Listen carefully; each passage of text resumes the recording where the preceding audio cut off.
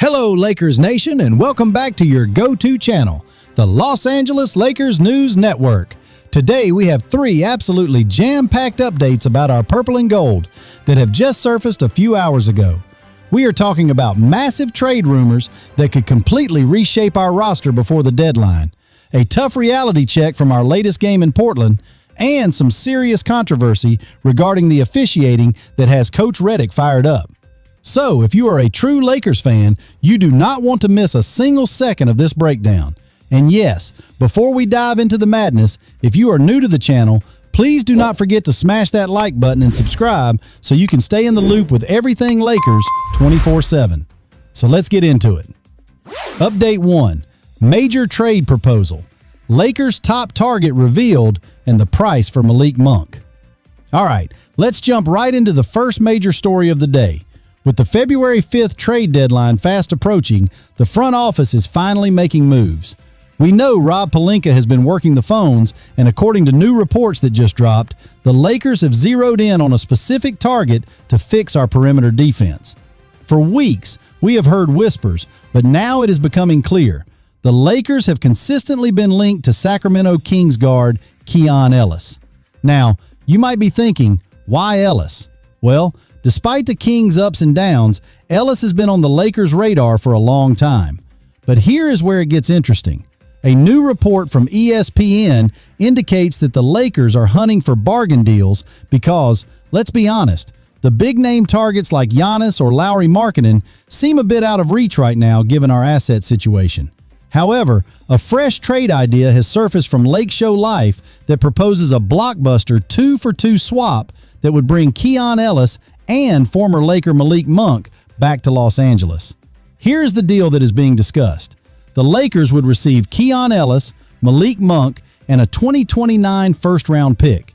In exchange, the Sacramento Kings would receive Rui Hachimura and Dalton Knecht.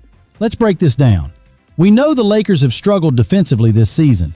Ellis is viewed as that perfect athletic wing defender we desperately need to chase guys around the perimeter. Plus, he is shooting a career 41.5% from beyond the arc. That is elite spacing. And then you have Malik Monk. We all remember how electric he was in purple and gold.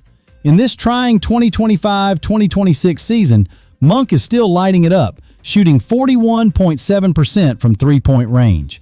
Adding both of them would instantly diversify our offense and tighten up the defense in one fell swoop. On the flip side, losing Rui Hachimura and Dalton Knecht is tough. Hachimura has been our most likely trade chip due to his contract size, which matches up well for deals. And Knecht, who was named the most likely Laker to be traded by ESPN insiders, has struggled to find consistent minutes in JJ Redick's rotation this year. Financials are tricky here. Reports state the Lakers are just $1.1 million below the first apron and are not permitted to exceed it. This means we have very little room to maneuver, which is why a bargain deal like this, swapping salary for salary, makes the most sense. There is also a lingering rumor about Herb Jones from the Pelicans. Reports say there is mutual interest there and he would be a dream defensive addition. But again, with limited draft assets, we really only have one tradable first-round pick and some swaps. Ellis and Monk feel like the more realistic yet game-changing option to help LeBron, Luka, and the crew make a real push. It is a risky move to shake up the roster this much, but with the team's recent poor form, taking a risk might be exactly what Rob Pelinka needs to do. Update 2. Injury crisis. Luka and Ayton out. Smart exits early in blowout loss. All right, Lakers Nation. If the trade rumors gave you hope, the reality on the court last night was a tough pill to swallow. We have to talk about what went down at the Moda Center against the Portland Trail Blazers.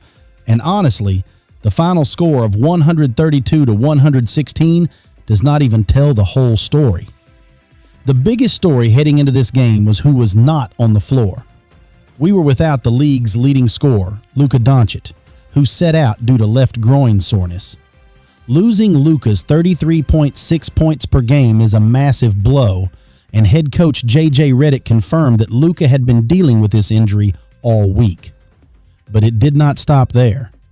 We were also missing our starting center, Deandre Ayton, due to left knee soreness, and backup big man Jackson Hayes was out with a hamstring issue. That left us incredibly thin in the front court against a hungry Blazers team. Despite being shorthanded, Marcus Smart stepped up big time. He poured in a team-high 25 points and was battling all night. But here's the heartbreaking part. Midway through the fourth quarter, Smart limped off the court and did not return. As of now, the extent of his injury is unknown, but losing our defensive heart and soul right now would be devastating. LeBron James, in year 23, did everything he could. The King finished with 20 points, 9 rebounds, and 8 assists, flirting with yet another triple-double. He even had a highlight dunk in the second quarter that got the Portland crowd cheering. But he cannot do it all alone. The Blazers took advantage of our depleted roster. Shaedon Sharpe dropped 25 points, and they went on a massive run in the second half that we just could not answer.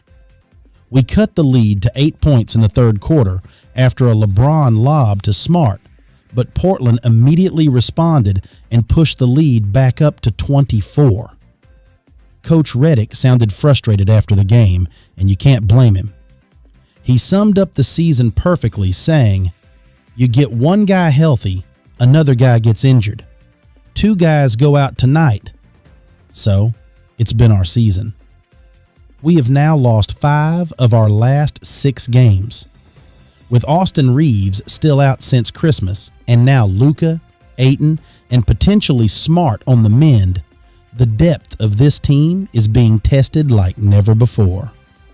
We are limping, literally, into our next matchup against Toronto.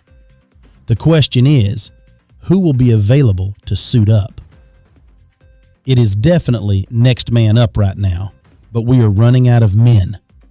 However, it wasn't just injuries and missed shots that hurt us in Portland.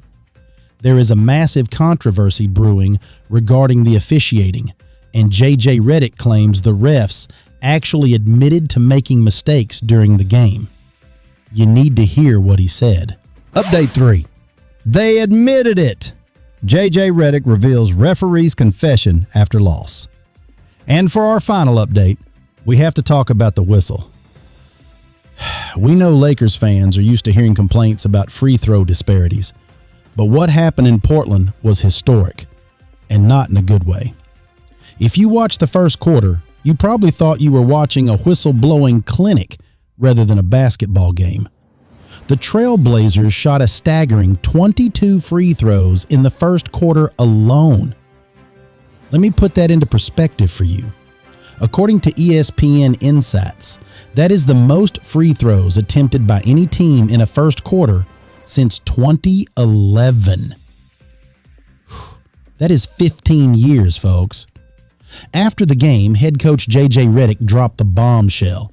He told reporters that the officials actually came up to him and admitted they messed up.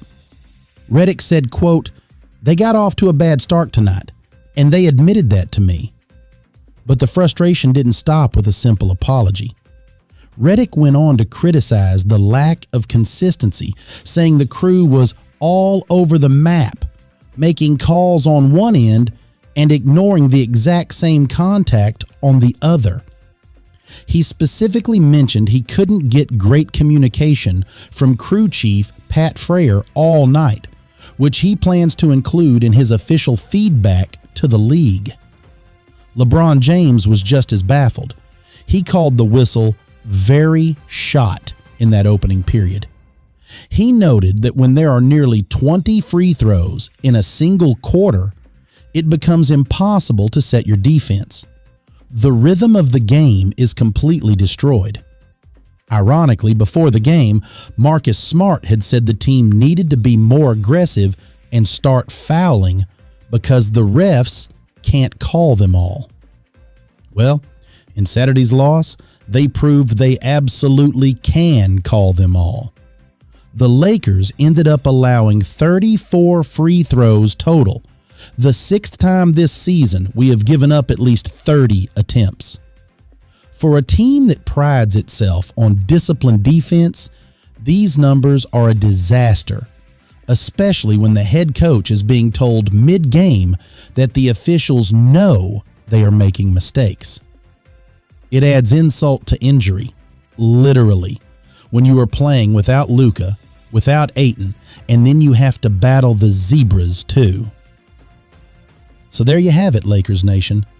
A potential blockbuster trade for Keon Ellis and the return of Malik Monk. A painful, injury-riddled loss in Portland, and a refereeing controversy that has JJ Redick and LeBron James demanding answers. Now I want to hear from you. Do you think Rob Pelinka should pull the trigger on the Ellis and Monk trade, even if it costs us Rui and Connect? And are you worried that these injuries to Luka and Smart are going to derail our season before the playoffs even start? Let me know your thoughts in the comments down below. I read every single one of them. If you enjoyed this update, please make sure to hit that like button. It really helps the channel grow. And if you haven't already, subscribe and turn on that notification bell so you never miss breaking Lakers news. As always, thank you for watching the Los Angeles Lakers News Network.